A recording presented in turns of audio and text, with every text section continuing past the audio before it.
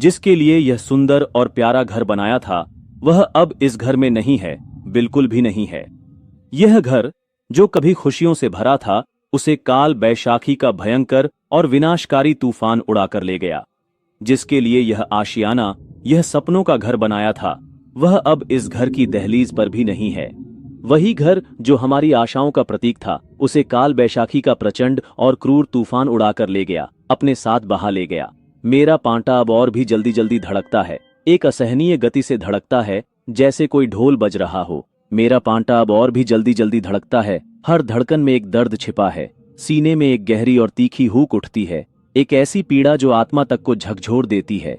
अब मैं यह पूरी तरह से जान गया हूँ, प्यार की मैना आखिर किसकी है। यह रहस्य अब मेरे सामने खुल गया है, जंजीर कांटे पंछी की तरह जो अब आजाद हो गया है। मेरी गुड़िया भी बिल्कुल वैसी ही बन गई है, मुक्त और स्वतंत्र। उसी दिन से मेरी पूरी जिंदगी बस एक उलझन बन गई है, एक ऐसी पहेली जिसे सुलझाना असंभव सा लगता है। जंजीर कांटे पंछी की तरह जो अब अपनी उड़ान भर रहा है, मेरी गुड़िया भी वैसी ही बन गई है, अपने पंख फैलाकर। उसी दिन से मेरी पूरी जिंदगी बस एक जटिल उलझन बन गई है, एक ऐसा जाल जिसमें मैं फंस गया हूँ। जंतर खोलकर मैंने ढाक बजा दी है, एक उदास और विचलित कर देने वाली धुन में। जंतर खोलकर मैंने ढाक बजा दी है, अपनी सारी वेदना को व्यक्त करते हुए। मेरी सारी रात रोते रोते बीत गई, आंसुओं में डूबी हुई, एक पल भी चैन नहीं मिला। अब मैं यह पूरी तरह से जान गया हूँ, प्यार की मैना आखिर किसकी है।